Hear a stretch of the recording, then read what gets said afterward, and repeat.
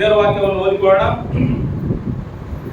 ವಿಮೋಚನ ಕಾಂಡ 5ನೇ ಅಧ್ಯಾಯ 2ನೇ ವಚನ ಓದೋಣ ವಾಕ್ಯ ಭಾಗಕ್ಕಾಗಿ. ವಿಮೋಚನ ಕಾಂಡ 5ನೇ ಅಧ್ಯಾಯ 2ನೇ ವಚನ. ಅದಕ್ಕೆ ಫರೋಹನು ಯೆಹೋವನೆಂಬುವನು ಯಾರು? ನಾನು ಅವನ ಮಾತನ್ನು ಕೇಳಿ ಇಸ್ರಾಯೇಲರನ್ನು ಹೋಗಗೊಡಿಸುವುದೇಕೆ? ಯೆಹೋವನು ಯಾರು ನನಗೆ ಗೊತ್ತಿಲ್ಲ. ಇದು ಮಾತ್ರವಲ್ಲದೆ ಇಸ್ರಾಯೇಲರು ಹೊರಟು ಹೋಗುವುದಕ್ಕೆ ನಾನು ಒಪ್ಪುವುದೇ ಇಲ್ಲ ಅಂದನು. ಸಾಕು, ನಾನು ಏನ್ ಮಾಡಕ್ ಹೋಗ್ತಾನ ಅದೊಂದೇ ಓದುವುದು. ಸ್ವಲ್ಪ ಗಿರಿ. ನಾನು ಒಪ್ಪುವುದೇ ಇಲ್ಲ ಅಂದನು. ಎಲ್ಲರೂ ಸರ್ ನಾನು ಒಪ್ಪುವುದೇ ಇಲ್ಲ. ಓಕೆ, ಓದ್ಕೊಂಡಿರೋ ಭಾಗವನ್ನು ನಾನು ನಿಮ್ಮ ನೆನಪಿಗಾಗಿ ಶಬ್ದವಾಗಿ ಓದುತ್ತೀನಿ. ಅವರುಗಳ ಶಬ್ದವಾಗಿ ಓದ್ತಾರೆ ಒಂದೊಂದರೊಳಗೆ, ಆದ್ರೆ ಇನ್ನು ನಾನು ಶಬ್ದವಾಗಿ ಓದಿನ ಪ್ರಯತ್ನ ಮಾಡ್ತೇನೆ. ಎಲ್ಲ ಗಮನ ಇಟ್ಟು ಕೇಳಿಸ್ಕೊಳ್ರಿ. ವಿಶ್ವಾಸಿಗಳಿಗೆ, ದೇವರ ಜನರಿಗೆ ಆರಾಧನೆಗೆ ಅಡ್ಡಿ ಮಾಡಿದ ಫರೋಹನು. ಒಂದ್ಸಾರಿ ನನ್ನ ಹೇಳ್ತಾರ, ವಿಶ್ವಾಸಿಗಳಿಗೆ, ದೇವರ ಜನರಿಗೆ, ಜೋರ ಹೇಳ್ತಾರ, ವಿಶ್ವಾಸಿಗಳಿಗೆ ದೇವ ಜನರಿಗೆ ಅಡ್ಡಿ ಮಾಡಿದ ಫರೋಹನು. ಓಕೆ, ಇದರಲ್ಲಿಂಚನೆ ಈ ವಾಕ್ಯ ನಾವು ಕೇಳಲಿಕ್ಕೆ ನೆನಪು ಮಾಡಿಕೊಳ್ಳೋಣ. ಇದರ ಭಾಗದಿಂದ, ಈ ಅಂಶದಿಂದ ದೇವರು ನಮ್ಮೊಟ್ಟಿಗೆ ಆತನಿರುವ ಹೃದಯದಲ್ಲಿರುವ ಭಾವನೆಗಳು, ಮಾತುಗಳು ನಮಗೆ ತಿಳಿಸುವ ದೇವರಾಗಿ. ನೋಡ್ರಿ ಏನಂತ ಹೇಳ್ತಾನೆ ಅಂತಂದ್ರೆ, 5ನೇ ಅಧ್ಯಾಯ ವಿಮೋಚನ ಕಾಂಡ 5ನೇ ಅಧ್ಯಾಯ 2ನೇ ವಚನದಲ್ಲಿ, ಯೆಹೋವನೆಂಬುವನು ಯಾರು? ನಾನು ಅವನ ಮಾತನ್ನು ಕೇಳಿ ಇಸ್ರಾಯೇಲರನ್ನು ಹೋಗಗೊಡಿಸುವುದೇಕೆ? ಯೆಹೋವನು ಯಾರು? ನನಗೆ ಗೊತ್ತಿಲ್ಲ. ಇದು ಮಾತ್ರವಲ್ಲದೆ ಇಸ್ರಾಯೇಲರು ಹೊರಟು ಹೋಗುವುದಕ್ಕೆ ನಾನು ಒಪ್ಪುವುದೇ ಇಲ್ಲ ಅಂತ ಮಾತು. ಇವಾಗ ಏನ್ ಮಾಡ್ಲಿಕ್ಕೆ ಅಡ್ಡ ಆಗೀತಾ? ಎಲ್ಲರೂ ದೇವರನ್ನ ಆರಾಧನೆ ಮಾಡ್ಲಿಕ್ಕೆ ನಾವು ಹೋಗ್ತೀವಿ ಅಂತಂದಾಗ ನಾನು ಹೋಗಕ್ಕೆ ನಿಮ್ಮನ್ನು ಬಿಡದೇ ಇಲ್ಲ ಅಂತ ಅರ್ಥ ಮಾಡ್ತೀವಿ. ನೋಡ್ರಿ, ಈ ಇಸ್ರಾಯೇಲರು, ಈ ಐಗುಪ್ತ ದೇಶ, ಈ ಬಾಬೆಲ್ ದೇಶ ಯಾವಾಗಲೂ ಮಾತಾಡುವಂತ ಶಬ್ದಗಳು ವಾಕ್ಯದಲ್ಲಿ. ಇಸ್ರಾಯೇಲರು 430 ವರ್ಷ ಬಾನಿಸರಾಗಿದ್ದಾರೆ ಮಾತು. ಯಾವ ದೇಶದಲ್ಲಿ ಅಂತಂದ್ರೆ ಐಗುಪ್ತ ದೇಶದಲ್ಲಿ. ಎಷ್ಟು ವರ್ಷಗಳು? ಎಷ್ಟು ವರ್ಷಗಳು? 430 ವರ್ಷದ ಮಾತು. ಇವರು ಐಗುಪ್ತ ದೇಶದಲ್ಲಿ ಬಾನಿಸರಾಗಿರುವ ಸಮಯದಲ್ಲಿ ಇವರಿಗೆ ಪ್ರಾರ್ಥನೆ ಇಲ್ಲ, ಆರಾಧನೆ ಇಲ್ಲ, ಹಾಡಿಲ್ಲ, ಬಲಿ ಕೊಡೋದಿಲ್ಲ, ಯಜ್ಞ ಮಾಡೋದಿಲ್ಲ, ಎಲ್ಲ ಪೂರ್ತಿ ಟೋಟಲ್ ಆಗಿ ದೇವರನ್ನ ಮರ್ಕೊಂಡು ಹೋಗಿರಂತೆ. ಅಂತ ಸಮಯದಲ್ಲಿ ದೇವರಿಗೆ ಮೊರೆ ಇಡುವಾಗ ದೇವರು ವಿಪರೀತವಾಗಿ ದೇವರು ಮೊರೆ ಕೇಳುವಾಗಂದ್ರೆ ಅವರು ಅಳುತ್ತಾ ಇದ್ರಂತೆ, ಕಣ್ಣೀರು ಸುರಿಸರಂತೆ. ಈ ಫರೋಹನ ಕೈಯಿಂದ ಯಾರು ಬಿಡಿಸ್ತಾರಪ್ಪ ನಮ್ಮನ್ನ ಅಂತೇಳಿ ಅಳ್ತಾ ಇರುವಾಗ, ಎಷ್ಟು ವರ್ಷ ಆದ್ಮೇಲೆ 430 ವರ್ಷ ಆದ್ಮೇಲೆ ಅವರು ಅವಾಗ ಬಹಳ ಮೊರೆ ಇಡ್ಲಿಕ್ಕೆ ಪ್ರಯತ್ನ ಮಾಡಾರಂತೆ. ಅದಕ್ಕೋಸ್ಕರವೇ ಮೋಶೆನ ದೇವರು ಪ್ರತ್ಯೇಕಪಡಿಸಿ, ಬಚ್ಚಿಟ್ಟು, ಕಾಪಾಡಿ, ಅದನ್ನ ಆಶೀರ್ವಾದ ಮಾಡಿ, ನಾಯಕನಾಗಿ ತಯಾರು ಮಾಡಿ, ಇಸ್ರಾಯೇಲ್ ಜನರನ್ನ ಐಗುಪ್ತ ದೇಶದಿಂದ ಹೊರಗಡೆ ಕರ್ಕೊಂಡ್ ಬರ್ಲಿಕ್ಕೆ ಫರೋಹನ ಮುಂದೆ ನಿಲ್ಲಿಸಿ ಕರ್ಕೊಂಡ್ಬಂದ್ರು.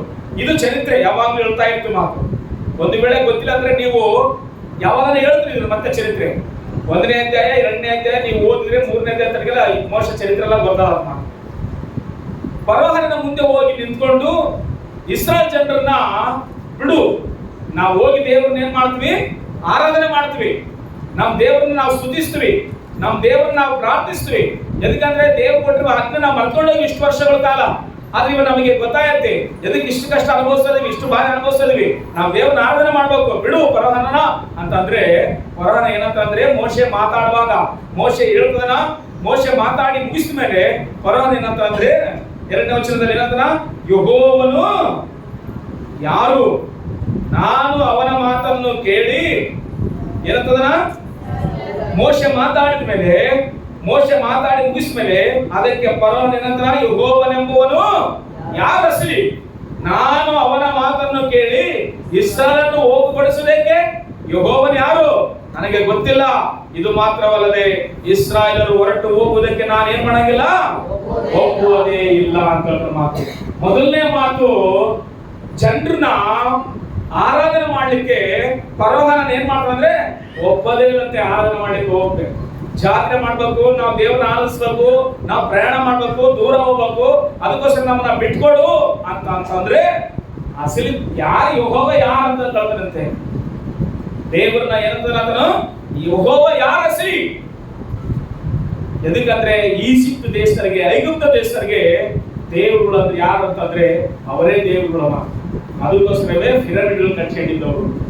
ಪಿರಮಿಡ್ಗಳು ಅಂತಂದ್ರೆ ಬಿಸಿಲು ಕಾಲದಲ್ಲಾಗ್ಲಿ, ಮಳೆಗಾಲದಲ್ಲಾಗ್ಲಿ, ಚಳಿಗಾಲದಲ್ಲಾಗ್ಲಿ ಅದರಲ್ಲಿ ಇಟ್ಟಿರುವ ಪ್ರತಿ ವಸ್ತು ಕೆಟ್ಟೋಗ್ಲಾರ್ದಂತೆ ಎಷ್ಟು ವರ್ಷಗಳು ಬೇಕಾಗಿರ್ತದಂತೆ. ಅದಕ್ಕೋಸ್ಕರವೇ ಮಮ್ಮಿ ಅಂತಾರಲ್ಲ, ಬಾಡಿಗಳು ತೀರ್ಕೊಂಡು ಹೋದ್ಮೇಲೆ ಆ ಪಿರಮಿಡ್ನಲ್ಲಿ ಇಟ್ಟಿರುವ ಬಾಡಿಗಳು ಇವತ್ತಿಗೂ ಜೀವಂತವಾಗಿಲ್ಲ, ಅದ್ರ ಶರೀರವಾಗಿ ಹಂಗಿರುತ್ತೆ. ಹಲ್ಲೆಲೂಯಾ ಒಂದ್ಸಾರಿ. ಆ ರೀತಿಯಾಗಿ ಕಟ್ಕೊಂಡು ಎದಕ್ಕೆ ಇಟ್ಕೊಂತಿದ್ರೆ ಅಂದ್ರೆ, ಆ ಪಿರಮಿಡ್ಗಳು ಎದಕ್ಕೆ ಕಟ್ಕೊಂತಿದ್ರೆ ಅಂದ್ರೆ ಅವರು, ನಾವು ಉಸಿರು ಹೋಗ್ತದೆ ಹೊರಗಡೆ ನಮ್ಮದು, ಆದ್ರೆ ಬಾಡಿ ಇರ್ತದೆ. ಈ ಬಾಡಿನ ತಗೊಂಡೋಗಿ ಪಿರಮಿಡ್ನಲ್ಲಿ ಇಡ್ರಿ, ಅಂದ್ರೆ ಕಟ್ಟಿರೋ ಗೋಪುರದಲ್ಲಿ ಇಡ್ರಿ. ಆಮೇಲೆ ಮತ್ತೆ ಪಕ್ಷಿ ತರ ಆ ಜೀವ ಬಂದು ನಮ್ಮ ದೇಹದಲ್ಲಿ ಸೇರ್ತದೆ, ಮತ್ತೆ ನಾವು ಜೀವಿಸ್ಕೊಳ್ಳುವಂಥದ್ದು ನಮಗೆ ಇರ್ತದೆ ಐಗುಪ್ತ ದೇಶಕ್ಕೆ. ಅದಕ್ಕೋಸ್ಕರವೇ ಏನಂತ ಅಂದ್ರೆ ಆರಾಧನೆ ಮಾಡ್ಲಿಕ್ಕೆ ಬಿಡು, ದೇವರನ್ನ ಸ್ತುತಿಸ್ಬೇಕು. ನಾವು ಹೋಗ್ಬೇಕಂದಾಗ ಫರೋಹ್ ಏನಂತ ಹೇಳ್ರಿ, ಯೆಹೋವನು ಯಾರಸಲಿ, ಯೆಹೋವನೆಂಬುವನು ಯಾರಸಲಿ, ನಾನು ಒಪ್ಪೋದೇ ಇಲ್ಲ ಅಂತಂತೆ. ಜನರನ್ನ ಆರಾಧನೆ ಮಾಡ್ಲಿಕ್ಕೆ ಹೋಗುವಂತಂದಾಗ ಏನಂತ ಫರೋಹನು, ನಾನು ಒಪ್ಪದೇ ಇಲ್ಲ ಅಂತ ಮಾತು. ಪ್ರಿಯ ದೇವರ ಮಕ್ಕಳೇ, ಮೋಶೆ ಫರೋಹನ ಮುಂದೆ ನಿಂತ್ಕೊಂಡು ಮಾತಾಡ್ತಾ ಇದ್ರೆ ಒಪ್ಪದೇ ಇಲ್ಲ ಅಂತ ಅಸಲಿ. ಆದ್ರೆ ಜೀವ ಯಾರ ಕೈಗೆ ಐತಿ, ಉಸಿರು ಯಾರ ಕೈಗೆ ಐತಿ, ಪ್ರಾಣ ಯಾರ ಕೈಗೆ ಐತಿ, ಬದುಕು ಯಾರ ಕೈಗೆ ಐತಿ, ಜೀವನಾಂಶ ಯಾರ ಕೈಗೆ ಐತಿ ಅನ್ನುವಂಥದ್ದು ಫರೋಹನಿಗೆ ಅರ್ಥ ಆಗಿರೋ ಮಾತು. ಯಾವಾಗ ತಕ್ಕನ ಅರ್ಥ ಇಲ್ಲ ಅಂತಂದ್ರೆ ತನ್ನ ಕುಟುಂಬದಲ್ಲಿ ತಾನು ಕಣ್ಣೀರು ಸುರಿಸೋ ತಕ್ಕನ ಅರ್ಥ ಆಗಿರುತ್ತೆ ಫರೋಹನಿಗೆ. ಅಷ್ಟು ಹಠ ಹಿಡ್ಕೊಂಡು ಕೂತ್ಕೊಂಡಂತೆ. ಆದ್ರೆ ಯೆಹೋವನೆಂಬುವನು ಯಾರು, ಯೆಹೋವನ ಯಾರಸಲಿ ಅಂತಂದ್ರೆ, ಯೆಹೋವ ಅಂತಂದ್ರೆ ಆತನೇ ಸರ್ವಶಕ್ತನಾದ ದೇವರು.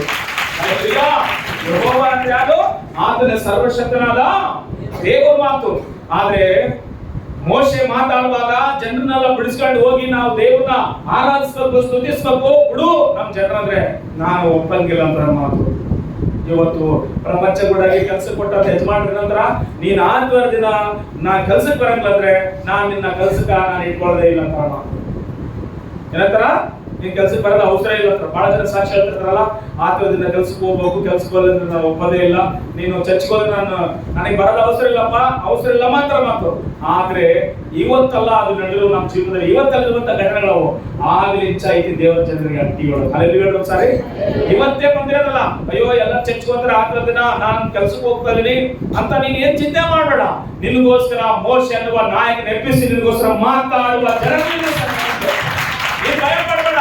ಆದ್ರೆ ನೀ ಮಾತ್ರ ಒಂದು ಗುರಿ ಇರಲಿ, ಆತ್ಮರು ಬಂದು ಕೂಡಲೇ ನಾವು ದೇವರ ಸನ್ನಿಧಿಗೆ ಹೋಗ್ಬೇಕು, ದೇವರನ್ನ ಸ್ತುತಿಸ್ಬೇಕು ಅನ್ನುವಂಥದ್ದು ಮನಸ್ಸು ನಿನಗಿದ್ರೆ ಮಾರ್ಗ ದೇವರು ಮಾಡ್ತಾರಂತೆ. ಹಲ್ಲೆಲೂಯಾ.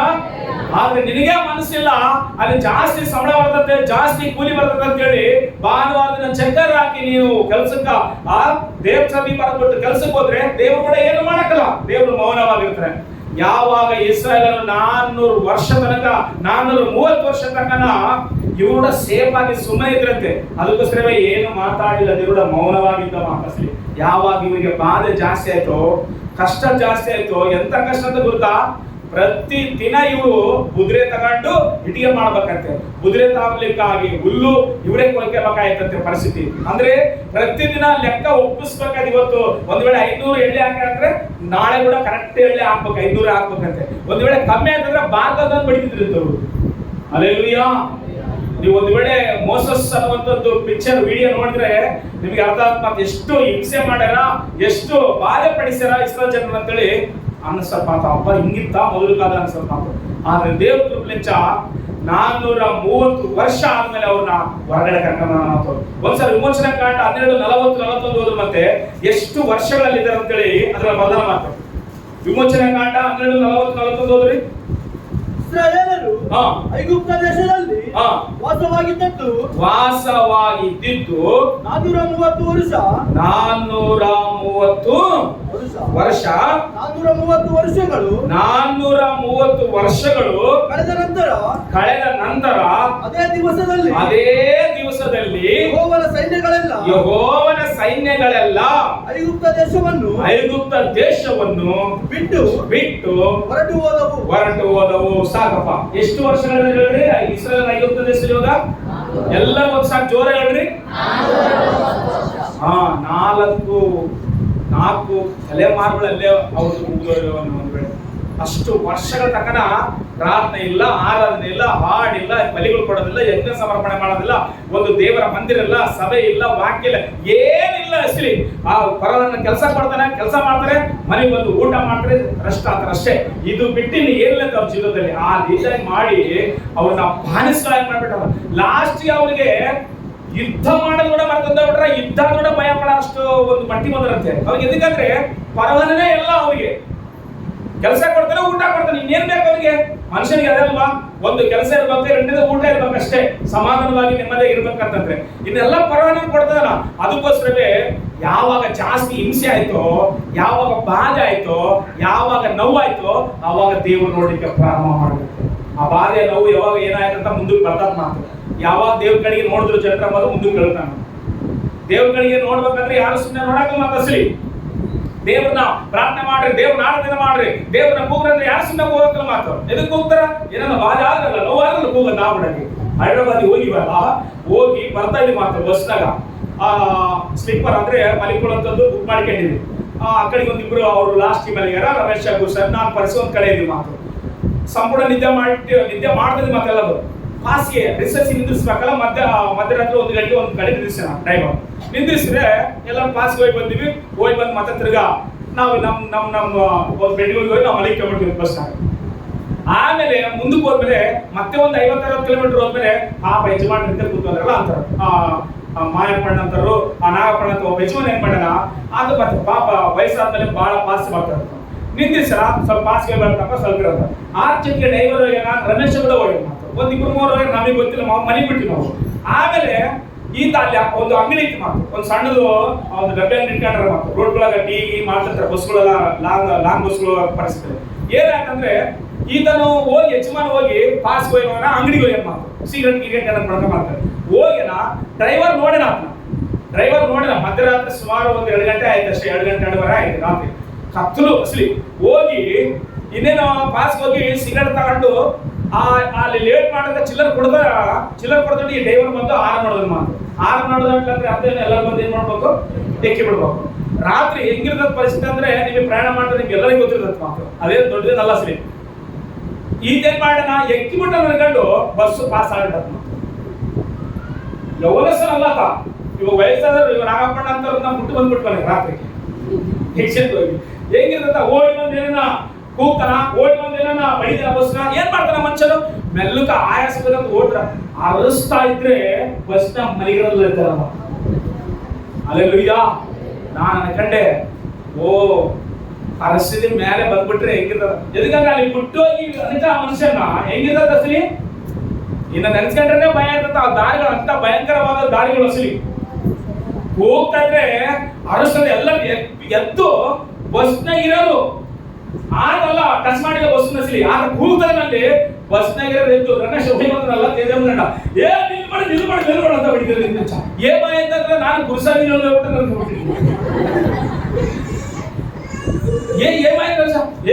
ದಿನಡ ಎಕ್ಕಿಸ್ಕೊಂಡ್ ಹಾಕ್ತೀನಿ ಅಂತ ಬಂದ್ಬಿಡ.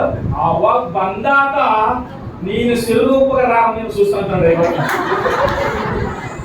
ಮೇಲೆ ಆ ರಾತ್ರಿ ಹತ್ರ ಆತ ಅನಿಸಿದ್ರೆ ಉಸುರೆಲ್ಲ ತಗೊಂಡು ಅನಿಸ್ತಾನ. ಎದಕ್ಕಂದ್ರೆ ಬಸ್ಸು ಪಾಸ್ ಆಗ್ಬಿಡತ್ತೆ, ಒಂದ್ ಅರ್ಧ ಕಿಲೋಮೀಟರ್ ಆಗ್ಬಿಡತ್ತೆ ಅಸಲಿ. ದೇವ್ರ ಕಡೆಗೆ ನೋಡ್ಬೇಕಂದ್ರೆ ಯಾರು ಸುಮ್ಮನೆ ನೋಡಕ್ ಕಳಿಸ್ತೀವಿ. ಒಬ್ರು ಹೇಳ್ತಾ ಇರ್ತಾರ, ಯಾರೋ ಒಬ್ರು ಅವಾಗ ಉದಾಹರಣೆ ಹೇಳ್ತಿರ್ತಾರ, ದೇವ್ರು ಎಲ್ಲಾ ಕೊಡ್ತಾ ಇರ್ತಾರಂತೆ. ಒಬ್ರು ಉದಾಹರಣೆ ಹೇಳಕ್ ಮಾತು, ನನ್ನ ಕಡೆಗೆ ನೋಡಪ್ಪ, ನಿನಗೆ ಊಟ ಕೊಟ್ಟಿನಿ, ಬಟ್ಟೆ ಕೊಟ್ಟಿನಿ, ಆಹಾರ ಕೊಟ್ಟಿನಿ, ಆರೋಗ್ಯ ಕೊಟ್ಟಿನಿ, ಎಲ್ಲ ಕೊಟ್ಟಿನಿ, ನನ್ನ ಕಡೆ ನೋಡಿ ನಾನು ಸ್ತುತಿಸು, ಪ್ರಾರ್ಥಿಸಂದ್ರೆ ನೋಡಂಗಂತೆ. ಅದಕ್ಕೋಸ್ಕರ ದೇವರು ಏನ್ ಮಾಡಂತೆ, ನೋಡ್ತಾನ ಇಲ್ಲ ಅಂತೇಳಿ ಒಬ್ಬ ಮನುಷ್ಯನ ಉದಾಹರಣೆಗಾಗಿ ಏನ್ ಮಾಡಿದಂತಂದ್ರೆ, ಮೇಲೆ ಒಬ್ಬ 2 ಹೆಕ್ಟರ್ ಮೇಲೆ, ಒಬ್ಬ 2-3 ಹೆಕ್ಟರ್ ಮೇಲೆ ಒಬ್ಬ ಯಜಮಾನದಂತ ದಣಿ, ಕೆಳಗಡೆ ಆಳದಂತೆ ಕೂಲಿ ಇದ್ರೆ ಹೆಂಗ್ ನೋಡ್ತಾರೆ ದೇವ್ರ ಕಡೆಗೆ ಅನ್ನೋಂಥದ್ದಕ್ಕಾಗಿ ಉದಾಹರಣೆ ಹೇಳ್ತೀನಿ. ಆತ ಕೂಗ್ತಾನಂತೆ ಅಸಲಿ ಏನ್ ಲೆಕ್ಕಿಲ್ಲ. ಆ ಪಾಡಿಗೆ ಆತ ಓಡಾಡ್ತಾನ ಬರ್ತಾನ. ಅಸಲಿ ನನ್ನ ಕಡೆಗೆ ನೋಡುವಲ್ಲ ಅಂತೇಳಿ ಒಂದು 10 ರೂಪಾಯಿ ನೋಟಿಗೆ ಮುಡಿಸಿ ಈಗ ಕಳಕ್ ಹಾಕಂತೆ. ಆತ ಆ ಕಡೆ ಈ ಕಡೆ ನೋಡಿ ತಗೊಂಡು ಜೋಬ್ ಇಟ್ಕೊಂಡಂತೆ. ಯಾಕೆ ನೋಡಿಲ್ಲ, ಇನ್ನ 10 ರೂಪಾಯಿ ನೋಟ್ ನೋಡಿ ಈಗ ಜೋಬ್ ಇಟ್ಕೊಂಡ ಇನ್ನೂ ಒಂದ್ಸರಿ ಹಾಕಿನಂತ 100 ರೂಪಾಯಿ ನೋಟ್. ಅವಾಗ ಮ್ಯಾಕ್ ನೋಡುವಲ್ಲಂತೆ, ಅಸಲಿ ನೋಡುವ ಅಂತೇಳಿ ಒಂದ್ ಸಣ್ಣ ಬಂದಾಂಡು ಹಾಕಿನಂತೆ. ಯಾಕೆ ಅಂದ್ರೆ ಅರ್ಥ ಏನು, ಏಟುಗಳ ತಕ್ಕನ ನೋಡಕ್ಕಾಗತ್ತ. ಅಲ್ಲಿ ಜೋರ ಕೈ ಎತ್ತಾಡಿ ಎಲ್ಲರೂ. ಏಟು ಬೀಳತಕ್ಕನ, ಮನಸ್ಸಿಗೆ ನೋವು ಆಗತಕ್ಕನ, ಕಷ್ಟ ಬರತಕ್ಕನ ಯಾರು ನೋಡಕ್ಕಲ್ಲ.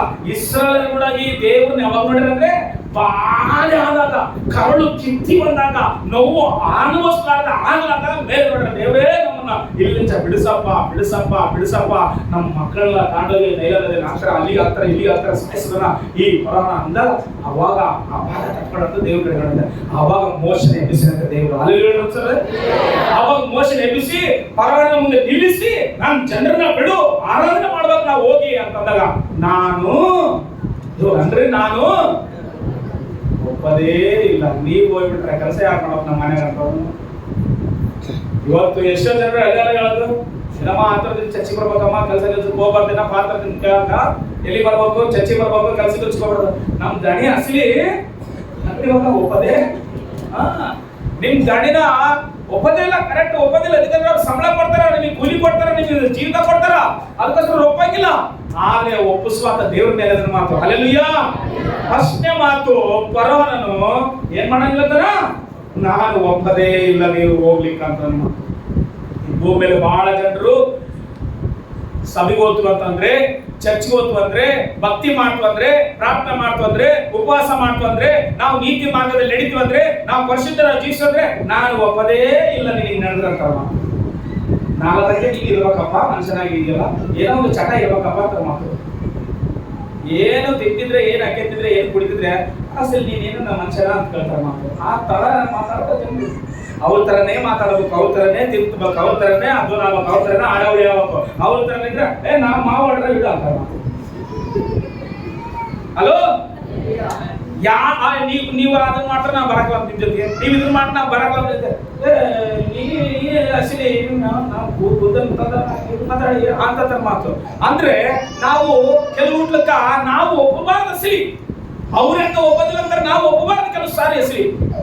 ಅದಕ್ಕೋಸ್ಕರವೇ ಬರೋರು ಹೇಳ್ತಾರ, ನಾನು ಒಪ್ಪದೇ ಇಲ್ಲ ನೀವು ಹೋಗಿ ಜನರ ಕರ್ಕೊಂಡು ಹೋದ್ರೆ, ನಾನು ಒಪ್ಪದೇ ಇಲ್ಲ ನೀವು ಜನರ ಕರ್ಕೊಂಡು ಹೋಗಿ. ಯಾಕಂದ್ರೆ ನೀವು ಹೋದ್ರೆ ಇಲ್ಲಿ ಕೆಲಸ ಮಾಡ್ಯಾರ ಯಾರು, ಇಲ್ಲಿ ಪಿರಮಿಡ್ಗಳು ಕಟ್ಟರ ಯಾರು, ಸುಮಾರು ಪಿರಮಿಡ್ಗಳು ಕಟ್ಟರಂತೆ. ಇವತ್ತಿಗೂ ಆ ಪಿರಮಿಡ್ಗಳು ಕಟ್ಟಿರುವ ಕಲ್ಲುಗಳು ನಮ್ಮ ಬೆಳಗುಡದಲ್ಲಿ ನೋಡ್ತೀವಲ್ಲ ಕಲ್ಲುಗಳು, ಅವು ಮಾಮೂಲು ಅದಕ್ಕಿಂತ 5 ಪಟ್ಟ 6 ಪಟ್ಟ ಹೆಚ್ಚು ದೊಡ್ಡವಂತೆ ಕಲ್ಲುಗಳು. ಒಂದೊಂದು ಕಲ್ಲು ಈ ರೂಮ್ ಅಷ್ಟು ದೊಡ್ಡವಂತೆ. ಅಂತ ಕಲ್ಲುಗಳು ತಂದ ಕಟ್ಟಿರಂತೆ ಪಿರಮಿಡ್. ಅದಕ್ಕೋಸ್ಕರ ಇವತ್ತಿಗೂ ಕದಲ್ದಾರಂತೆ ಚದುರಲಾಗಂತೆ. 7 ಅದ್ಭುತಗಳಲ್ಲಿ ಪಿರಮಿಡ್ ಒಂದು ಅದ್ಭುತ ಅಂತೆ. ಹಲ್ಲೆಲೂಯಾ. ಅಂದ್ರೆ ಇವತ್ತಿಗೂ ಏನ್ ಚದುರಿಲ್ಲ ಅಸಲಿ, ಹಂಗೈದಂತ ಅಷ್ಟು ಸ್ಟ್ಯಾಂಡರ್ಡ್ ಐತೆ. ಅದ್ರೊಳಗೆ ಇಟ್ಟಿರುವ ಯಾವ ವಸ್ತು ಕೆಟ್ಟೋಗಲ್ಲ ಅಸಲಿ, ಆ ರೀತಿ ಕಟ್ಟಿಸಿದಂತೆ. ಯಾರು ಫರೋಹನನು, ಅದು ಕಟ್ಟಿರ ಗೊತ್ತಾ, ಇಸ್ರಾಯೇಲ್ ಜನರು. ಹಲ್ಲೆಲೂಯಾ. ಅದಕ್ಕೋಸ್ಕರ ಈ ಕೆಲಸ ನಿಂತ್ಕೊಂಡು ಹೋಗ್ಬಿಡ್ತಂತ. ನೀವು ಹೋದ್ರಿನ ನಮ್ಮ ಮನೇಲಿ ಕೆಲಸ ನಿಂತ್ಕೊಂಡು ಹೋಗ್ಬಾರ್ದು, ನೀವು ಇಲ್ಲೇ ಇರ್ಬೇಕು, ನೀವು ಎಲ್ಲಿಗೆ ಹೋಗ್ಬಾರ್ದು. ನಾನು ಒಪ್ಪದೇ ಇಲ್ಲ ಅಂತ ಮಾತು. ಈ ಭೂಮಿ ಮೇಲೆ ನಿಮ್ಮ ಮನೆಯಲ್ಲಿ ಒಳಗೆ ನಾನು ದಿಶಸ್ ಅಂತ ನಾನು ಒಪ್ಪದೇ, ನಾನು ಒಪ್ಪಂಗಿಲ್ಲ. ನಾನು ನೀನು ದಿಶಸ್ ಯಾರೋ ಒಬ್ರು ಹೇಳ್ತಿರ್ತಾರಲ್ಲ, ಗಂಡಕ್ಕೆ ಗೊತ್ತಾಗ್ಲಾರ್ದಂಗ ಏನ್ ಮಾಡ್ಬಿಟ್ರಂದ್ರೆ ಹೋಗಿ ದಿಶಸ್ ಅಂತ ಬಂದ್ಬಿಟ್ಟ. ಅಂದ್ರೆ ಚರ್ಚಿ ಓದ್ತಾಳ, ಗಂಡಕ್ಕೆ ಗೊತ್ತಾಗ್ದಂಗ ಗೊತ್ತಾಯ್ತು ಗಂಡು ಒಂದ್ ದಿವಸ ಸುಮ್ಮನೆ ಚರ್ಚಿ ಓದ್ಬಿಟ್ಟ ಅಂತ ಕಾಣತ್ತೆ. ಒಂದ್ ದಿವಸ ಯಾರು ಹೇಳ್ತಾರೆ, ಈ ಭಾರ್ಯ ನೀಳಕ್ ತಿಳಿಸಿದ್ನಿ, ನೀಳಕ್ ಮುಂಚೆ ಇಷ್ಟಾರು ಫಾಸ್ಟ್ ದಿಶಸ್ ನಡೆಸಿದ ಅಂತಂದ್ರೆ ಅವಾಗ ರಾಣಿ ದಾರಣೆ ಅಮ್ಮ ರಾಣಿ ಅಂತ ಕಾಯ್ತಾರೆ ಬಾಕತ್ತದು. ಅವಾಗ ಮನೆ ಬದಲತ್ತೆ, ನಡಗುತ್ತಾ ಬದಲತ್ತೆ. ಏಮೇ ನಾಕ್ ಚೊಪ್ಕೊಂಡ ನೀವು ಏನ್ ದಿವಸನವು ದಿಶಸ್ ಅಂತ ದಿವಸನವ ಅಂತಂದ್ರ లేదండి ఒకేసారి దిశ ಒಂದೇ ಸರಿ ಅಪೋಯಿಂಟ್ ಆಗ್ತಾನಂತೆ. ಏನ್ ದಿಶಸ್ ಜಗ್ಜಗ ಕೊಡ್ತಾರ, ಒಂದೇ ಸರಿ ಕೊಡೋದು ದಿಶಸ್ ಮೇಲೆ. ಅವಾಗ ಆಯಾಮ ಈ ತಂಟಿಟ್ಟಲ್ಲ, ಈ ತಂಟಿಟ್ಟರಿಗೆಲ್ಲ ಏನ್ ಕರ್ತ ಗೊತ್ತಾ, ಬಡಿಬೇಕು ಏ ಸಂಬಂಧ ಒಂದು ಆಲೋಚನೆ ನೋಡಿದ್ರೆ ನಾನು ತಿಂಗಿ ಇಂಚ ಬಡಿತೀನಿ ಬಡಿತೀರಂತ. ಆವಾಗ ಆಯಾಮ ಮಾತದ, ಅಣ್ಣಯ್ಯ ಏಮನೆಯ ಏ ಬುದ್ಧಿ ಏಮಲ್ಲ ಏನ್ಲೇಮ್ಮ ಒಕೆಸಾರಿ ದಿಸ್ಕೊಂಡ್ ಅಂತ. ಒಂದೇ ಸಲ ಬಂದ ದಿವಸ ಕೊಡೋದಿನಿ ಜಗ ಕೊಡಕಲ್ಲ ಸಿಲಿ. ಆ ಕೆಲವರೆಲ್ಲ ಯಾಕಂದ್ರೆ ಇಲ್ಲಿಗಾದ್ರೆ ಬೇಸಿರೋದ, ಇನ್ನೊಂದಲ್ಲಿ ದಾಟ್ರೆ ಬೇಸಿರೋದ, ಅಲ್ಲಿಗಾದ್ರೆ ಬೇಸ, ಇಲ್ಲಿಗಾದ್ರೆ ನೀನಾಗೆ ಮುಗಿಸೋದು. ಯಾರು ಸಲ ಬೇರೆ ಮುಗಿಸ್ ನಾವು ಇಬ್ಬರು ಹಾಕಿಸ್ತೀವಿ. ಹಲ್ಲೆಲೂಯಾ. ಒಪ್ಪದೇ ಇಲ್ಲ ಸರಿ. ಕೆಲವರು ಚರ್ಚ್ಗೆ ಬಂದ್ರೆ ಒಪ್ಪಂಗಿಲ್ಲ, ದಿಕ್ಸಸ್ ಅಂತ ಅನ್ಕೊಂಡ್ರೆ ಒಪ್ಪಂಗಿಲ್ಲ, ಭಕ್ತಿಯಲ್ಲಿ ಬದುಕೋದ್ರೆ ಒಪ್ಪಂಗಿಲ್ಲ, ಪರಿಶುದ್ಧವಾಗಿ ಜೀವಿಸೋದ್ರೆ ಒಪ್ಪಂಗಿಲ್ಲ, ನ್ಯಾಯವಾಗಿ ಬದುಕೋದ್ರೆ ಒಪ್ಪಂಗಿಲ್ಲ. ಕೆಲವರು ಒಪ್ಪಲಾದರಲ್ಲ ಗೊತ್ತಾ ಯಾರು ಹೇಳಿವಾಗ ಪರವನ ಯಾವ್ದು ಸಾದೃಶ್ಯ ಹೇಳ್ರಿ? ಸೈತಾನನಿಗೆ ಸಾದೃಶ್ಯ. ಹಲ್ಲೆಲೂಯಾ ಜೋರ ಸರಿ. ಪರವನು ಸೈತಾನನಿಗೆ ಸಾದೃಶ್ಯ. ಇಸ್ರಾಯೇಲ್ ಜನರು ದೇವ್ರನ್ನ ಆರಾಧನೆ ಮಾಡ್ಲಿಕ್ಕಾಗಿ ಎಷ್ಟೋ ಪ್ರಯಾಸ ಪಡ್ತಾರೆ. ಮೋಶೆ ಕರ್ಕೊಂಡು ಹೋಗ್ಬೇಕಂಗ ನಾವು ಅಲ್ಲಿ, ಯಾಕಂದ್ರೆ ದೇವ್ರು ಮಾತಾಡಿ ಕಳಿಸಿನ. ಕುರಿಗಳು ಕಾಯುವ ಸಮಯದಲ್ಲಿ ಮೋಶನ ಕರೆದು ನಾನೇ ಇರುವಾತನು ಅಂತ ಹೋಗಿ ಹೇಳು, ಕರ್ಕೊಂಡು ಬಂದು ದೇವ್ರು ನನ್ನನ್ನು ಆರಾಧನೆ ಮಾಡಿ ಹೇಳಿ ನನ್ನ ಪ್ರಜೆಗಳು ಗೋಳು ನಾನು ಕೇಳಿದೆ ಅಂತ ಹೇಳಿ ಮಾತು. ಆದ್ರೆ ಮೋಶೆ ಮಾತಾಡ್ತಿದ್ರೆ ಒಪ್ಪದೇ ಇಲ್ಲ. ಇವತ್ತು ಪ್ರಪಂಚ ನೀನು ಮಾತನಾಡುವ ಮಾತುಗಳಿಗೆ ಒಪ್ಪಂಗಿಲ್ಲ, ಆದ್ರೆ ಒಪ್ಪುವ ಹಾಗೆ ನೀನು ಬದುಕಿ ನೋಡಿಸಷ್ಟೇ ನಿನ್ನ ಜೀವನವೇ ಅನೇಕರಿಗೆ ಆಶೀರ್ವಾದಕರವಾಗಿರಲಿ. ಮೊದಲನೇದು ನಾನು ಒಪ್ಪದೇ ಇಲ್ಲ ನನ್ನ ಮಾತು. ಎರಡನೇದು ಏನಂತಂದ್ರೆ ವಿಮೋಚನೆ ಕಾಂಡ 8ನೇ ಅಧ್ಯಾಯ 27-28 ಓದ್ರಿ. ಅದರಲ್ಲಿ ಒಂದು ಮಾತು ಬರ್ತದ ಮಾತು. ಮೊದಲನೇದು ನಾನು ಒಪ್ಪಂಗಿಲ್ಲ ಅಂತ, ಎರಡನೇದು ಏನಂತಂದ್ರೆ ಬಹಳ ಬಾಧೆ ಪಡಿಸ್ಯಾರ ಮಾತು. ಏನ್ ಪಡಿಸ್ಯಾರ ಅಂತಂದ್ರೆ ಅಲ್ಲಿಗೆ ಕೆಂಪು ನೀರ್ನೆಲ್ಲ ರಕ್ತ ಮಾಡಿಬಿಟ್ಟಾರ, ನೀರ್ನೆಲ್ಲ ಕುಡಿಲಕ್ಕಿಲ್ದಂಗ್ ಮಾಡ್ಬಿಟ್ಟಾರ. ಅನೇಕ ಉಪದ್ರವಗಳು ಬರ್ತದವ, ಕೊಪ್ಪೆಗಳು ಆಗ್ತದವ, ಏರುಗಳು ಆಗ್ತದವ, ಧೂಳೆಲ್ಲ ಸಮಸ್ಯೆ ಆಗ್ತದ, ಕತ್ತಲಾಗ್ತದ, ಪರಿಸ್ಥಿತಿ ಹೆಚ್ಚು ಕಡಿಮೆ ಆಗಿ ಹೋಗ್ತದ ಮಾತು. ಅವಾಗ ಸ್ವಲ್ಪ ಭಯ ಬಂದಂತೆ ಪರವನಿಗೆ. ಆದ್ರೆ ಕರೆದನಂತೆ ಮತ್ತೆ ಹೋಗ್ತು ನಾವು ದೇವ್ರ ಆರಾಧನೆ ಮಾಡಕಂತಂದ್ರಾಗ ಮತ್ತೆ ಬಂದು ಹೇಳ್ತಾ ಇದ್ರ ಒಂದು ಮಾತಂತ ಮಾತು. ಏನಂತಂದ್ರ 27-28 ಹೋದ್ರ 8ನೇ ಅಧ್ಯಾಯ ವಿಮೋಚನೆ ಕಾಂಡ. ನಾವು ಅರಣ್ಯದಲ್ಲಿ 3 ದಿವಸದ ಪ್ರಯಾಣದಷ್ಟು ದೂರ ಹೋಗಿ ನಮ್ಮ ದೇವರಾದ ಯೆಹೋವನನ್ನು ಆಜ್ಞಾಪಿಸುವ ಪ್ರಕಾರ ಯಜ್ಞ ಮಾಡಬೇಕು ಅಂದರು. ಅದಕ್ಕೆ ಫರೋಹನು ಏನಂತಂದ್ರ ಒಳ್ಳೆಯದು ಹೋಗ್ರಿ ಅರಣ್ಯದಲ್ಲಿ ನಿಮ್ಮ ದೇವರಾದ ಯೆಹೋವನಿಗೆ ಯಜ್ಞ ಮಾಡುವಂತೆ ನಿಮಗೆ ಅಪ್ಪಣೆ ಕೊಡುತ್ತೇನೆ, ಆದ್ರೆ ದೂರ ಹೋಗಕೂಡದು. ಮೊದಲನೇದು ಏನ್ ಮಾಡಕ್ ಬಂದನ? ಒಪ್ಪದೇ ಇಲ್ಲ ನನ್ನ ಮಾತೆಲ್ಲರಂದ್ರೆ ಮೊದಲನೇದೇನು? ನಾನು ಒಪ್ಪಂಗಿಲ್ಲ ನೀನ್ ದಿಕ್ಸಸ್ ಅಂತಂದ್ರೆ, ನಾನು ಒಪ್ಪಂಗಿಲ್ಲ ನಾನು ಚರ್ಚಿಗೆ ಹೋಗ್ತಂದ್ರೆ ಒಪ್ಪಂಗಿಲ್ಲ ಅಸಲಿ. ಎರಡನೇದು ಅಂತ ನೋಡ್ರಿ, ದೂರ ಹೋಗ್ಬೇಡ್ರಿ. ಆಲ್ರೆಡಿ ಸ್ವಲ್ಪ ದೆಬ್ಬೆ ಬಿದ್ದತ್ ಆಲ್ರೆಡಿ ಮನುಷ್ಯನಿಗೆ, ಅವ್ರ ರಾಜ್ಯಕ್ಕೆ ಅವ್ರ ಮನೆಗೆ ದೆಬ್ಬೆ ಬಿದ್ದತ್, ಸ್ವಲ್ಪ ಸಮಸ್ಯೆ ಆಗೈತೆ. ಎದಕ್ಕಂದ್ರೆ ನೀರೆಲ್ಲ ರಕ್ತವಾಗ್ತದವ, ಕೊಪ್ಪೆಗಳು ಬಂದ್ಬಿಟ್ಟವ, ಏರುಗಳು ಬಂದ್ಬಿಟ್ಟವ, ಹುಳಗಳು ಬಂದ್ಬಿಟ್ಟವ, ಮಿಡಿತಗಳು ಬಂದ್ಬಿಟ್ಟವ, ಬೆಳೆನೆಲ್ಲ ನಾಶ ಮಾಡ್ತದವ, ಅವ್ರ ಪಶುಗಳೆಲ್ಲ ಸಾಯ್ತದವ. ಸ್ವಲ್ಪ ಸಮಸ್ಯೆ ಸ್ಟಾರ್ಟ್ ಆಯ್ತು. ಎದಕ್ಕಂದ್ರೆ ಮೋಶೆ ದೇವರಿಗೆ ಪ್ರಾರ್ಥನೆ ಮಾಡ್ತಾರ, ದೇವ್ರ ಅದ್ಭುತ ಮಾಡ್ತಾನ ಮಾತು. ಅಲ್ಲಿ ಸಾರಿ ಸಮಸ್ಯೆಗಳು ಜಾಸ್ತಿ ಆದ್ಬಿಡಗೆ, ಕೆಲವು ಸಾರಿ ಪ್ರಾಬ್ಲಮ್ಗಳು ಜಾಸ್ತಿ ಆದ್ಬಿಡ ಮನುಷ್ಯನಲ್ಲಿ ಬೀಕರ್ಕಂತಾರಲ್ಲ, ಬೀಕರ್ಕಂದ್ರೇನು ನೋಡಕ್ ಹಂಗ್ ಮಾಡ್ತಿರ್ತೀವಿ ಮಾತಷ್ಟೇ, ಒಳಗೆಲ್ಲ ಅನುಭವಿಸ್ಲಾರ್ದೆ ಸಹಿಸಲಾರ್ದಷ್ಟು ನೋವು ಇರ್ತದ ಮಾತು. ಪರವಾಗಿಲ್ಲ ಸೇವಂಗ ಐತಿ. ನೀರೆಲ್ಲ ರಕ್ತವಾಗಿ ಬಂದ್ರೆ ಕುಡಿಯಕ್ಕೆ ಏನ್ ಕುಡಿತಾರೆ ಸರಿ? ಎಲ್ಲ ಕಪ್ಪೆಗಳು ಆಗ್ಬಿಟ್ಟವಂದ್ರೆ, ಒಂದು ಕಪ್ಪೆ 2 ಕಪ್ಪೆ ಮನೆಗೆ ಬಂದ್ಬಿಟ್ರೆ ತಗೊಂಡ್ ಅವ್ರು ರೂಮ್ನ್ಯಾಗ ಹೋಗಿ ಮತ್ತೆ ಬೆಡ್ರೂಮ್ನ್ಯಾಗ ಹೋಗಿ ಮತ್ತೆ ಅವ್ರು ಇಟ್ಟು ತಗೊಂಡು ಅದನ್ನ ಏನ್ ಮಾತ್ರ ದೊಡ್ಡ ಬಡಿಗೆ ಅದನ್ನ ತಾಂದು ದೊಡ್ಡ ಬಡಿ ತಂದು ತಿಕ್ಕ ಪಣಿತಿಗಳ ಮೇಲೆ ಕುತ್ಕೊಂಡ ಬರುತ್ತೆ ಕಪ್ಪೆ. ಈ ಮಳೆಗಾಲ ಬಂದಾಗ ಸಣ್ಣ ಹಸಿರು ಕಪ್ಪೆ ಎಗ್ರಿರ್ತಾವಲ್ಲ, ಅವು ಎಗ್ರಿಕೆಂತ ಮನೆಗೆ ಬಂದ್ಬಿಡ್ತಾವ, ಬರ್ತಾವ ಸರ್. ಆಮೇಲೆ ಅದ್ರ ಹೊರಗೆ ಹಾಕಕ್ಕೆ ಎಷ್ಟು ತಿಳ್ಕೊಂಡು ಬಿಡ್ತೀವಿ. ಆದ್ರೆ ಹೊರಗನ ಮನೆಯಲ್ಲಿ ಬೆಡ್ಡಿನ ಮೇಲೆ ಇಟ್ಟು ನಾವು ಕೊಡೆಯಲ್ಲಿ ಎಲ್ಲ ಕಡೆ ತಿಳ್ಕೊಂಡ್ಬಿಡುತ್ತೆ ಕಪ್ಪೆಗಳು. ಏನಪ್ಪಾ ಇದಂತಂದ್ರೆ ಮತ್ತೆ ಜನರನ್ನ ಏನ್ ಮಾಡಿ ಹೋಗ ಬಿಡು. ಸರಿ ಬಿಡುತ್ತೀನಿ, ನೀವು ಹೋಗ್ರಿ, ಆದ್ರೆ ಏನ್ ಮಾಡ್ಬಾರ್ದು? ದೂರ ಹೋಗ್ಬಾರ್ದು. ಎಲ್ಲ ನಾನು ಸರಿ ಮಾತು ಇನ್ನೊಂದ್ಸಲ ಅನ್ರಿ, ದೂರ ಹೋಗ್ಬಾರ್ದು. ಮತ್ತೆ ಎಲ್ಲಿ ಮಾಡ್ಬೇಕು? ಇಲ್ಲೇ ಪಕ್ಕದಲ್ಲಿ ಮಾಡ್ಕೊಂಡು ಬರ್ರಿ ಪ್ರಾರ್ಥನೆ ದೇವರಿಗೆ, ಇಲ್ಲೇ ಪಕ್ಕದಲ್ಲಿ ಪ್ರಾರ್ಥನೆ. ಹಂಗಾಗಕ್ಕಿಲ್ಲ ಪ್ರವಾಹ 3 ದಿವಸಷ್ಟು ಪ್ರಯಾಣ ನಾವು ಮಾಡ್ಬೇಕು ದೇವ್ರ ಅಲ್ಲಿ ಸಾರಿ. ಎಷ್ಟು ದಿವಸ ಪ್ರಯಾಣ ಮಾಡಿ ನಡ್ಕೊಂಡು ಹೋಗಿ ನಾವು? 3 ದಿವಸ ಪ್ರಯಾಣ ಮಾಡಿ ನಡ್ಕೊಂಡು ಹೋಗಿ ನಮ್ ದೇವರು ಎಲ್ಲಿ ಹೇಳ್ತಾರ ಆ ಬೆಟ್ಟದಲ್ಲಿ ಆ ಸ್ಥಳದಲ್ಲಿ ನಾವು ಆರಾಧನೆ ಮಾಡ್ಬೇಕು. ಅಷ್ಟೇ ಹೊರತಾಗಿ ನೀನ್ ಇಲ್ಲೇ ಪಕ್ಕದಲ್ಲಿ ಹೋಗಿ ದೇವ್ರ ಆರಾಧನೆ ಮಾಡ್ರಿ, ಇಲ್ಲೇ ಸ್ತುತಿ ಮಾಡ್ರೆ ಕೇಳಂಗಿಲ್ಲ. ನಮ್ ದೇವ್ರು ಎಲ್ಲಿ ಹೇಳ್ತಾನ ಅಲ್ಲಿ ಹೋಗಿ ನಾವು ಆರಾಧನೆ ಮಾಡ್ತೀವಿ ಅಂತ ಹೇಳುವಾಗ ಕೊರೋನಾ ಅಂತಾನ ಹೋಗ್ರಿ ಅಂತಾನ ಮಾತು. ಹೋಗ್ರಿ ಅಂತನ, ಆದ್ರೆ ದೂರ ಹೋಗ್ಬೇಡ್ರಿ ಅಂತ ಮಾತು. ಏನಂತದನ? ದೂರ ಹೋಗ್ಬೇಡ್ರಿ, ಹೋಗ್ರಿ ಆದ್ರೆ ದೂರ ಹೋಗ್ಬೇಡ್ರಿ. ಇವತ್ತು ನಮ್ ಜೀವನ ಕೂಡ ಹಿಂಗಾಯ್ತಂದ್ರೆ ಬರ್ತೀವಿ ಚರ್ಚಿಗೆ, ಬರ್ತೀವಿ ನಾವು ಪ್ರಾರ್ಥನೆಗಳಿಗೆ, ನಾವು ಬಹಳ ಬರ್ತೀವಿ. ಆದ್ರೆ ನೀನು ಬಹಳ ಹೊತ್ತು ಇಟ್ಕೋಬೇಡಪ್ಪ, ಜನರನ್ನ ಬೇಗ ಕಳಿಸ್ಕೊಳ್ಬೇಡ. ಬಹಳ ಹೊತ್ತು ಹೇಳ್ಬೇಡ ವಾಕ್ಯ, ಸ್ವಲ್ಪ ಹೇಳ ಅಷ್ಟೇ ಸಾಕು. ಮತ್ತೆ ಇಷ್ಟೇ ತಿಂದು ತಲೆ ಇಟ್ಕೊಂಡು ಹೊಟ್ಟೆ ತುಂಬಕ್ಕಲ್ಲ.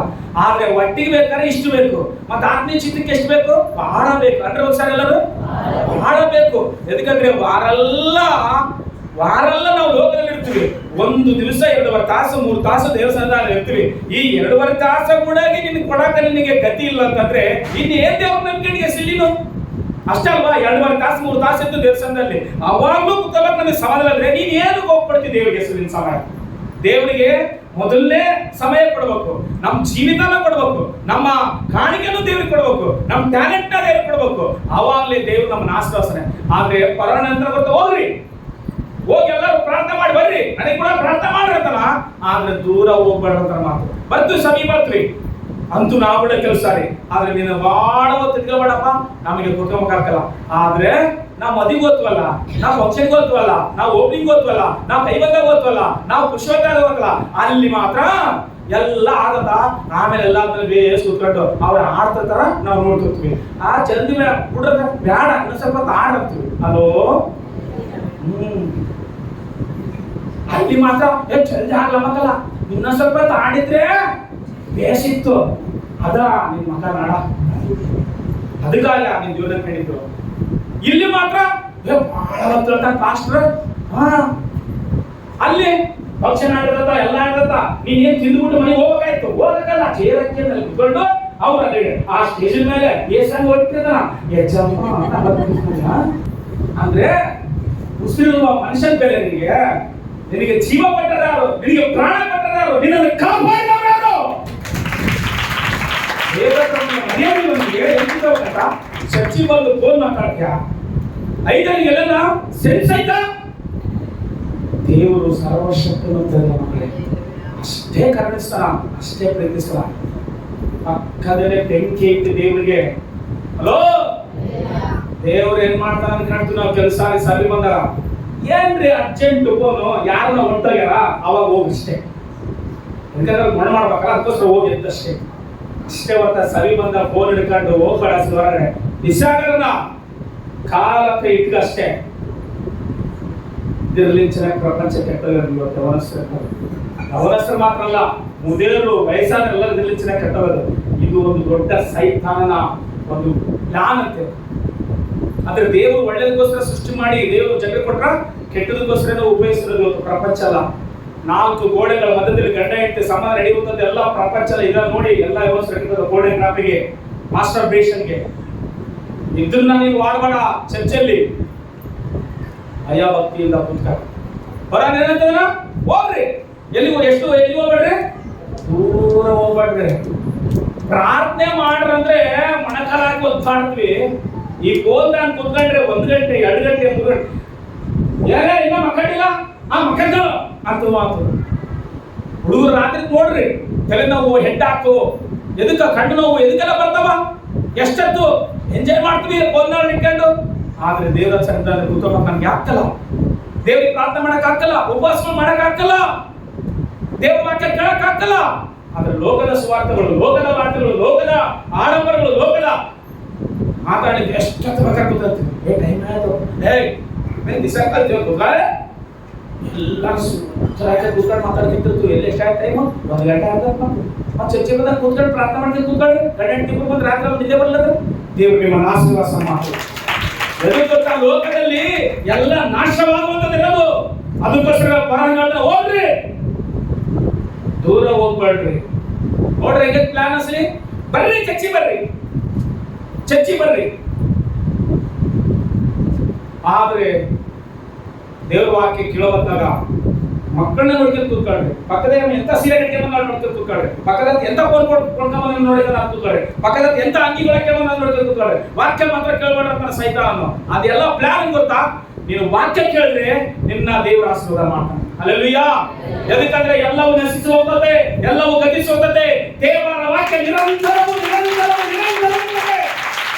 ದೇವರ ವಾಕ್ಯ ನಶಿಸಿ ಹೋಗುವುದಲ್ಲ, ದೇವರ ವಾಕ್ಯ ಶಾಶ್ವತವಾಗಿರುತ್ತೆ. ಆಕಾಶ ಗತಿಸಿ ಹೋದ್ರು, ಭೂಮಿ ಗತಿಸಿ ಹೋದ್ರು, ಮಾರ್ಗ ಬರೆಸುವಂತೆ 13:31 ಮಾತಾಡ್ತಾನೆ, ನನ್ನ ಮಾತು ಸದಾ ಕಾಲದ ದೇವರು. ಆ ಮಾತಿಗೆ ಬೆಲೆ ಕೊಡಲಿಲ್ಲ ಅಂದ್ರೆ ನೀನು ಏನ್ ನಂಬಿಕೆ ಅಸಲಿ? ನೀನು ಫಂಕ್ಷನ್ಗಳಿಗೆ ಹೋದ್ರೆ ಒಂದೊಂದು ದಿವಸ ಅಲ್ಲಿ ಕಾಲ ಕಳಿತಿ, ಇಲ್ಲಿ ಬಂದ್ರೆ 2 ತಾಸು 3 ತಾಸು ಉದ್ಯೋಗ ಹಾಕಲಿ ಕೈಲೇ. ನೀನು ಭಕ್ತ ಆಗಿಬಿಟ್ಟಿ. ದೇವರ ಸನ್ನಿಧಾನದಲ್ಲಿ ಕುತ್ಕೊಳ್ಳೋಕೆ ಇಷ್ಟಪಡು. ಬಾಗಿಲು ಮುಚ್ಚಿದಾಗ ಬಂದು ಗೇಟ್ ಕಾಕಿ ಅಂತ ಕೂತ್ಕ. ಇನ್ನು ಗೇಟ್ ತೆರೆದ್ರೆ ನಾನು ದೇವ್ರನ್ನ ಆರಾಧನೆ ಮಾಡ್ಬೇಕು, ದೇವ್ರನ್ನ ಸ್ತುತಿಸ್ಬೇಕಂತೇಳಿ ಅಷ್ಟೇ ಹೊರತಾಗಿ ಬಾಗಿಲು ತೆರೆದಾಗಲ್ಲ ಚರ್ಚಿ ಬರೋದು. ಇನ್ನು ಗೇಟ್ ತೆಗೆದಕ್ಕಿಂತ ಮೊದಲೇ ಬಂದು ಕೂತ್ಕ. ನೀನು ಮಾಡುವ ಪ್ರಾರ್ಥನೆಗೆ, ನೀನು ಮಾಡುವ ಆರಾಧನೆಗೆ ನನ್ನ ಅಪ್ಪ ಉತ್ತರ ಕೊಡಲಿಲ್ಲದಕ್ಕೆ ಆತನ ಜೀವವುಳ್ಳ ದೇವರು ಪ್ರೇಮ ಮಕ್ಕಳೇ ಮಾತನಾಡ್ತಾನೆ. ಆತನು ಆಶೀರ್ವಾದ ಮಾಡ್ತಾನೆ. ಆತನು ನಿನ್ನನ್ನು, ನಿನ್ನ ಕುಟುಂಬ, ನಿನ್ನ ಮಕ್ಕಳನ್ನ ಎತ್ತಿಕೊಂಡು ಆತನು ನಿಲ್ಲಿಸ್ತಾನೆ. ವೈರಿಗಳ ಎದುರಿನಲ್ಲಿ ಎಣ್ಣೆ ಹಾಕಿ ಅಭಿಷೇಕ ಮಾಡಿ ನಿನ್ನ ಪಾತ್ರ ತುಂಬಿ ಹೊರಡಿಸ್ತಾನೆ. ದೇವರಿಗೆ ಇಷ್ಟಪಡು. ದೇವ್ರ ಸನ್ನಿಧಾನದಲ್ಲಿ ಅಲಸ್ಯವಾಗಿರ್ಬೇಡ. ಯಾವಾಗ್ಲೂ ಫೋನ್ ಬಂದ ಪಕ್ಕದ ಗಿಡ ಅಷ್ಟೇ ಆನ್ ಮಾಡಿಡು. ಅವರು ಕೇಳಿ ಸಭೆಯಲ್ಲಿ ಏನ್ ಮಾಡ್ತಾರ. ನಾನು ಕೆಲವು ಸಾರ್ ನಮ್ಮ ಮಕ್ಕಳು ಸ್ಕೂಲ್ಗೆ ಹೋಗ್ತಾರೆ, 1ನೇ ತಾರೀಕು ದಿವಸ ಸ್ಕೂಲ್ಗೆ ಹೋಗ್ತಾರೆ. ಯಾರೋ ಒಬ್ರು ಹೋಗಿರೋ ಕಳಿಸಿ, ಹೋಗ ಕಳಿಸಿ, ಕೆಲಸ ರಜಾ ಮಾಡ್ಬಿಡ್ತಾರೆ 1ನೇ ತಾರೀಕು ದಿವಸ. ಫೋನ್ ಮಾಡ್ತಾರ. ಫೋನ್ ಮಾಡಿದಾಗ ಆನ್ ಮಾಡಿಟ್ಬಿಟ್ರಿ. ಅವ್ರು ಟೀಚರ್ ಮತ್ತೆ ಹೋಗ್ತೀನಿ ಯಾವಾಗ ಸರ್ ಅಲ್ರಿ, ನಾವು ಫೋನ್ ಮಾಡಿದಾಗ ನೀವೇನು ಆಡಿಟ್ಟಿರ್ತೀರ ಅಂತ. ಆಡಿಟ್ಬೇಕು ಮೇಡಮ್, ನಾನು ಚರ್ಚೆಗೆ ಇರ್ತಂತ ಹೇಳ್ತಾರ. ನೀವಂಗ ಮನುಷ್ಯರಿಗೆಲ್ಲ ನಾವು ಗೌರವ ಕೊಡಬೇಕಾಗುತ್ತೆ, ಬೆಲೆ ಕೊಡಬೇಕಾಗುತ್ತೆ. ದೇವರಿಗೆ ಮೊದಲನೇ ಸ್ಥಾನ. ಅಲ್ಲಿ ಹೇಳಲ್ಲ ಒಂದ್ಸಾರಿ ಮನುಷ್ಯರೇನ್ರಿ, ಇವತ್ತು ಹಣ ಇದ್ರೆ ನಮ್ಮ ಹತ್ರ ಇರ್ತಾರೆ ಅಷ್ಟೇ. ಹಣ ಇಲ್ಲದ್ರೆ ನಿನ್ನೆ ಯಾವ ತಿಪ್ಪೆಲ್ಲ ಒಂದು ಕಸಬಾಗಿರ್ತಾರ ಬೆಲೆ ಇರ್ತಾರ, ನಿನಗೆ ಬೆಲೆ ಇರಲಿ ಅಷ್ಟೇ. ನಿನ್ನ ಹತ್ರ ಇರತಕ್ಕಂಥ ನಿನಗೆ ಬೆಲೆ ಅಷ್ಟೇ. ಅಷ್ಟೇ ಹೊರತಾಗಿ ಏನಾದ್ರೂ ಎಜುಕೇಶನ್, ಎಷ್ಟು ಎಜುಕೇಶನ್ ನಮ್ಮ ಜೀವನದಲ್ಲಿ ಎಜುಕೇಶನ್ ಏನ್ ಕಟ್ಟಿದ್ರೆ ನಮ್ಮ ಪ್ರಪಂಚನ ಸೇರಿ ಎಜುಕೇಶನ್ ಬೇಕು. ನಮ್ಮ ಮಕ್ಕಳಿಗೆ ಎಜುಕೇಶನ್ ಬೇಕು, ಬುದ್ಧಿವಂತರಾಗಬೇಕು. ಎಲ್ಲದಕ್ಕಿಂತ ಇಂಪಾರ್ಟೆಂಟು ದೇವರ ಸನ್ನಿಧಿ. ನಮಗೆ ದೇವರ ವಾಕ್ಯ. ದೂರ ಹೋಗ್ಬಾರ್ದು ಅಂತಂದ್ರೆ ಪರವಾಗಿ ಹೋಗ್ರಿ, ದೂರ ಹೋಗ್ಬಾರ್ದು. 10 ಚರ್ಚೆ ಬರ್ತೀವಿ, ಕರೆಕ್ಟ್ 1 ಗಂಟೆಗೆ ಬಿಟ್ಬಿಡೋದು ನೋಡಕ್ ನಮ್ಗೆ ಹಂಗಾರ ಅಂತ. ಬಹಳ ಜನ ಸಭೆಗಳನ್ನ ಶಿಫ್ಟ್ ಮಾಡಿಟ್ಟಿರತ್ತೆ. ಎದಕ್ ಗೊತ್ತಾ? ಎದಕ್ಕೆ ನೀವು ಇವಾಗ ಅಂತಂದ್ರೆ ಅಂಗಡಿ ತೇರ್ಬೇಕಾದ್ರೆ ಏನ್ ತೇರ್ಬೇಕು? ಅಂಗಡಿ ತೇರ್ಬೇಕಾದ್ರೆ ನೀವು 10 ಗಂಟೆ ಸ್ಟಾರ್ಟ್ ಮಾಡ್ತೀವಿ. 10 ಗಂಟೆ ಸ್ಟಾರ್ಟ್ ಮಾಡಿ 1:30 ಗಂಟೆ ನಮ್ಮದು ವ್ಯಾಪಾರ ಎಲ್ಲ ವ್ಯಾಪಾರ ಕೆಟ್ಟದ. ಅಸಲು ನಿನ್ನ ಜೀವ ಯಾಕೆ ಇದೆ? ಅಸಲು ಜೀವ ಯಾಕೆ? ನಿನ್ನ ಆರೋಗ್ಯ ಯಾಕೆ ಎಲ್ಲೈತಿ? ನಿನ್ನ ಪ್ರಾಣ ಯಾಕೆ ಎಲ್ಲೈತಿ? ಒಬ್ಬರು ಲೋಕವನ್ನೆಲ್ಲ ಸಂಪಾದನೆ ಮಾಡಿಕೊಂಡ್ರು, ಅವತ್ತು ರಾತ್ರಿ ಬಂದು ದೇವರು ನಿನ್ನ ಪ್ರಾಣವನ್ನು ಕೇಳಿದ್ರೆ ಈ ಸಂಪಾದನೆ ಮಾಡಿದ್ರಲ್ಲ ಯಾರಿಗೆ ಅಂತ ಕೇಳ ಮಾತು. ಅಸಲಿ ನೀರಿನ ಮೇಲೆ ಗುಳ್ಳಿರುವಂತ ಈ ಜೀವಕ್ಕ, ಬೆಳಿಗ್ಗೆ ಹೂವು ಅರಳಿ ಹಾಗೆ ಸಂಜೆಗೆ ಬಾಡಿರುವಂತ ಈ ಜೀವಕ್ಕ ಎಷ್ಟು ಆಸೆ ಇಟ್ಟರ ಆ ಒಂದು ಶರೀರ ಅಂತಂದ್ರೆ ನಾವು ದೇವರಿಗಿಂತ ಯಾವುದು ಈ ಲೋಕದಲ್ಲಿ ಹೆಚ್ಚಾಗಿ ಪ್ರೀತಿಸಬಾರ್ದು. ದೇವರ ಸಂತಾನಕ್ಕೆ ಬರುವ ಸಮಯವನ್ನು ಅಷ್ಟೇ ಲೆಕ್ಕನೆ ಮಾಡಬಾರ್ದು. ಅದಕ್ಕಿಂತ ಮೊದಲು ಬಂದು ಕೂತ್ಕೋಬೇಕು, ಲಾಸ್ಟ್ಗೆ ಹೋಗ್ಲಿಕ್ಕೆ ನಾವು ಪ್ರಯತ್ನ ಮಾಡ್ಬೇಕಂತೆ. ಆವಾಗ ದೇವರು ಅಪ್ಪ ನಮ್ಮ ಸನ್ನಿಧಾನದಲ್ಲಿ ಇರ್ಲಿಕ್ಕೆ ಎಷ್ಟು ಇಷ್ಟಪಡ್ತಾರ ಇವ್ರ ಕುಟುಂಬವೆಲ್ಲ ಅಂತೇಳಿ ದೇವ್ರ ಆಶೀರ್ವಾದ ಮಾಡ್ತಾರೆ. ಮೊದಲನೇದು ಒಪ್ಪಲಿಲ್ಲ, 2ನೇದು ಏನಂತದ ದೂರ ಹೋಗ್ಬೇಡ.